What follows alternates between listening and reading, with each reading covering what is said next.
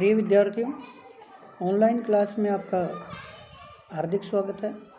इस वीडियो में मैं आपसे जिस विषय पर चर्चा करूंगा वह है मौर्यकालीन कला और स्थापत्य।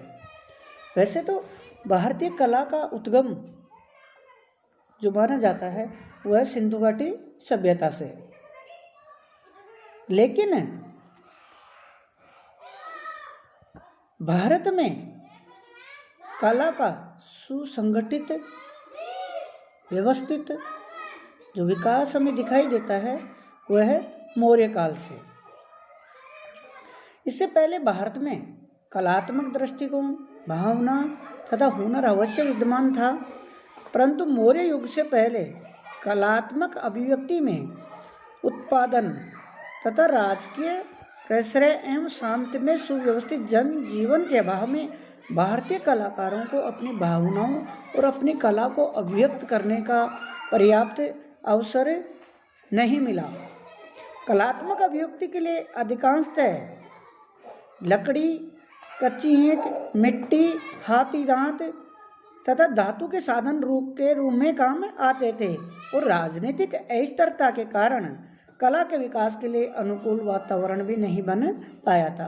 और वो जो राजनीतिक स्थिरता और राजकीय संरक्षण की बात है वो हमें मौर्य काल में दिखाई देती है। मौर्य काल में कला के क्षेत्र में भारतीय कला के विभिन्न क्षेत्रों में अभूतपूर्व उन्नति हुई, प्रगति हुई, जिनका हम विभिन्न वर्गीकरण करते हुए उनका अध्ययन करेंगे। सबसे पहले बात करते हैं शिल्प कला की। तो मौर्य काल में कला के जिस क्षेत्र में सबसे ज़्यादा और अभूतपूर्व प्रगति हुई वह थी शिल्प कला। मौर्यों से पहले भारत में शिल्प कला में पत्थर का प्रयोग नहीं के बराबर होता था, यानी बहुत कम होता था। यहाँ तक कि सम्राट चंद्रगुप्त के समय तक भवनों आदि के निर्माण में लकड़ी, मिट्टी आदि का प्रयोग होता था, लेकिन सम्राट अशोक के कार्यकाल से इस क्षेत्र में पत्थर, विशिष्ट प्रकार के मसालों का प्रयोग होने लगा। साधनों, उत्पादनों के प्रयोग के आधार पर शिल्प कला के विविध स्मारकों का निर्माण हुआ। मौर्य युग में होने वाली शिल्प कला की प्रगति को समझने की दृष्टि से हम दो भागों में बांट सकते हैं, स्थापत्य कला और मूर्ति कला। तो पहले बात करेंगे स्थापत्य कला की।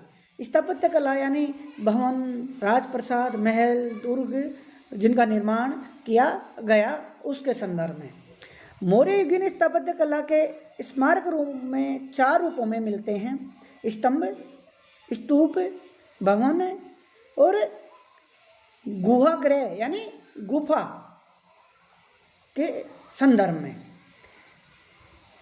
सबसे पहले बात करते हैं स्तंभ। मौर्यकालीन स्थापत्य कला के उत्तम नमूनों के रूप में अशोक द्वारा बनवाए गए पाषाण स्तंभों का प्रमुख स्थान है। अशोक के काल में निर्मित ऐसे लगभग 30 स्तंभ भारत के विभिन्न भागों से हमें प्राप्त होते हैं, जो भारतीय विदेशी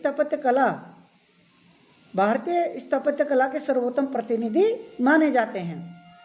अशोक के काल में निर्मित स्तंभ पत्थर के सूंडाकार, हाथी की सूंड के आकार के समान हैं, किंतु ऊपर की ओर पतले और नीचे की ओर मोटे हैं। आमतौर पर ये काफ़ी भारी और लंबे हैं। इनकी लंबाई 40 से 50 फीट तक है। प्रत्येक स्तंभ एक ही पाषाण खंड से बना हुआ है। इसका निर्माण चुनार के बलुआ पत्थर से किया गया है। इसके 3 भाग हैं। स्तंभ के कितने भाग हैं? 3।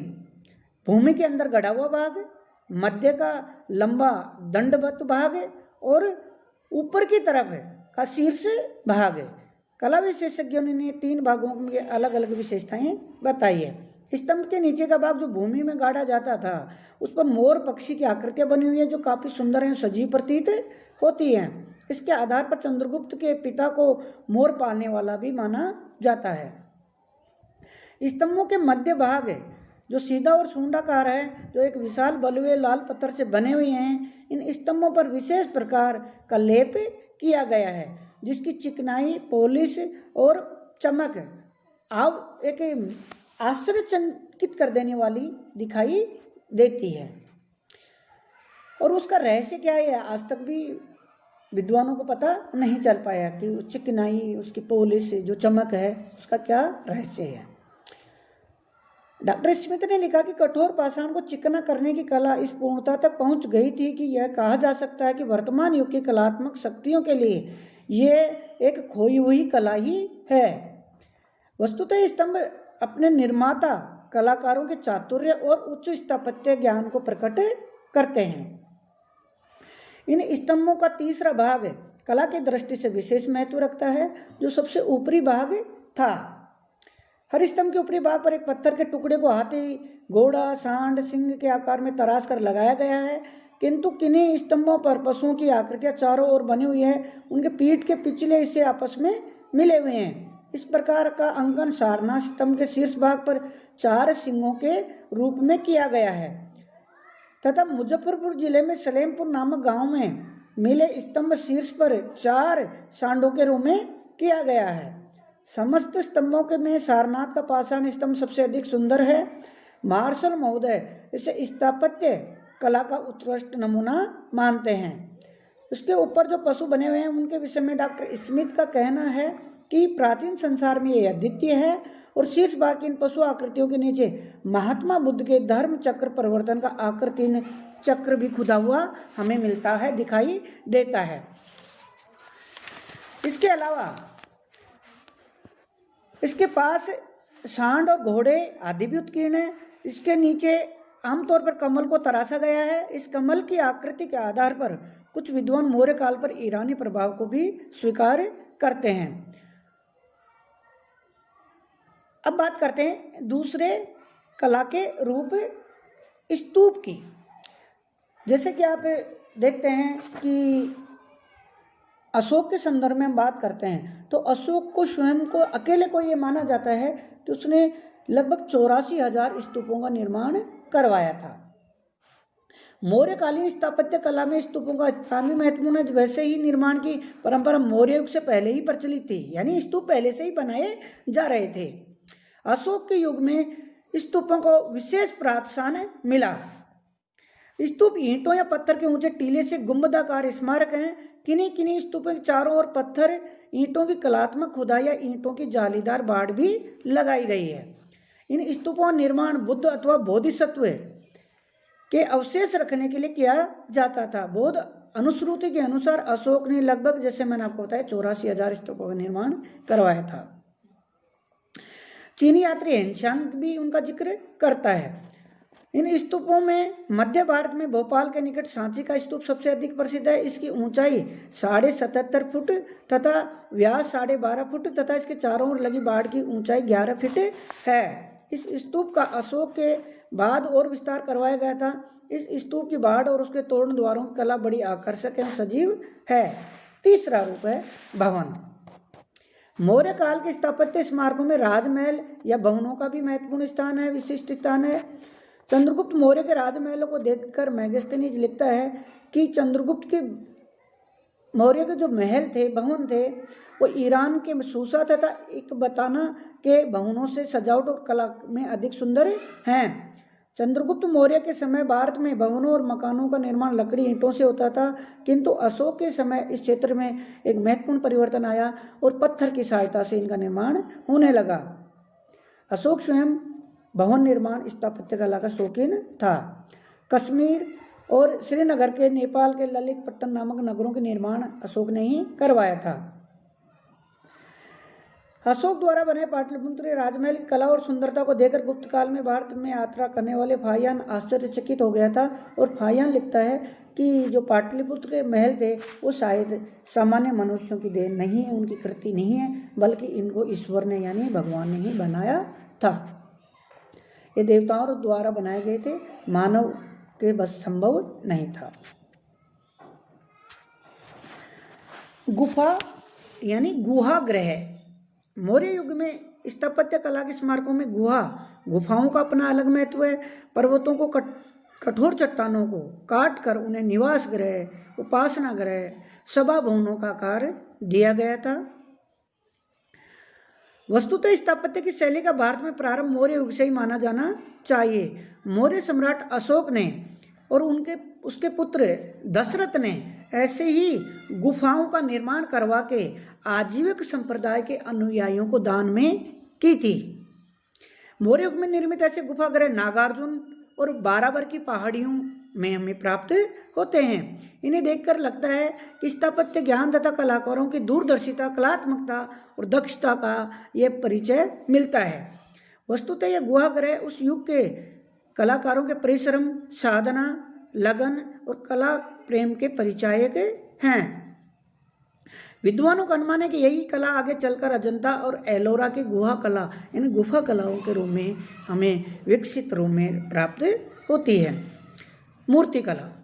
मौर्यकालीन कला का क्षेत्र भवनों, स्तूपों और स्तंभों तक ही सीमित नहीं था। मूर्ति कला के क्षेत्र में पर्याप्त उन्नति हुई और मथुरा के पास परखम में मिली यक्ष की मूर्ति, बेसनगर की स्त्री मूर्ति, पटना और दीदारगंज से मिली मूर्तियां विशेष कलात्मक और उल्लेखनीय हैं। इनका आकार बहुत विशाल तथा आकृति प्रभावशाली होने पर भी बाहों का अंकन बड़ा ही आकर्षक दिखाई देता है। अशोक के काल में सारनाथ स्तंभ पर बनी 4 शेरों की मूर्ति को देखकर स्मिथ ने कहा कि ऐसे कला के अवशेष पाना दुर्लभ है। जॉन मार्शल के शब्दों में यह अनुपम है, प्राचीन संसार में इस जैसी प्रभावशाली कोई मूर्ति उपलब्ध नहीं है। मौर्य काल में चित्रकला के क्षेत्र में भी प्रगति होने लगी थी। बौद्ध शैली के चित्रों की रचना मौर्य युग में प्रारंभ हो गई थी, परंतु दुर्भाग्यवश इस काल की चित्रकला के पर्याप्त नमूने हमें आज प्राप्त नहीं होते हैं।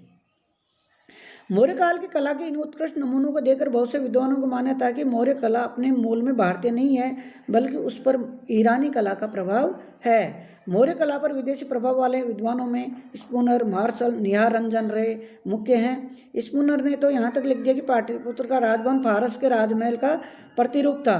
स्मिथ ने भी लिखा है कि मौर्यों की कला ईरान और यवनों से प्रभावित हुई। सिकंदर के आक्रमण के समय बहुत से विदेशी सैनिक, शिल्प और शिल्पी भारत में बस गए और इन्हीं के द्वारा अशोक के स्तंभों और पाटलिपुत्र के महलों का निर्माण किया गया, लेकिन ये मत एकाकी है।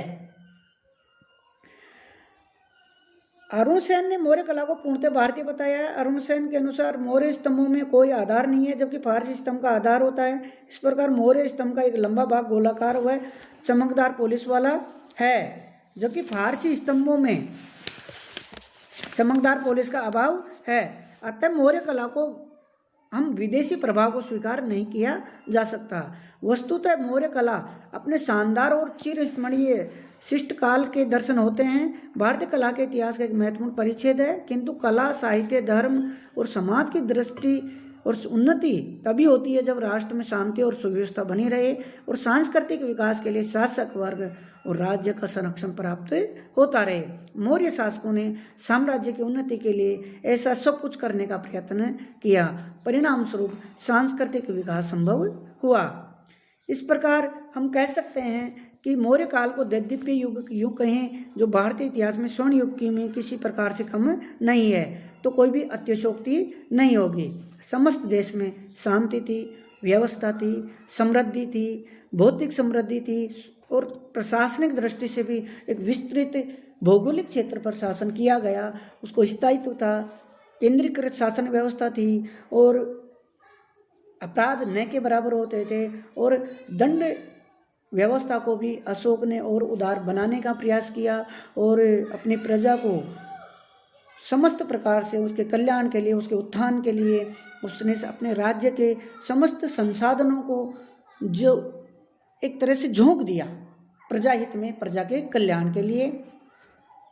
इस कारण इस क्षेत्र में, इस काल में सभी क्षेत्रों में अभूतपूर्व उन्नति और प्रगति हुई। धन्यवाद।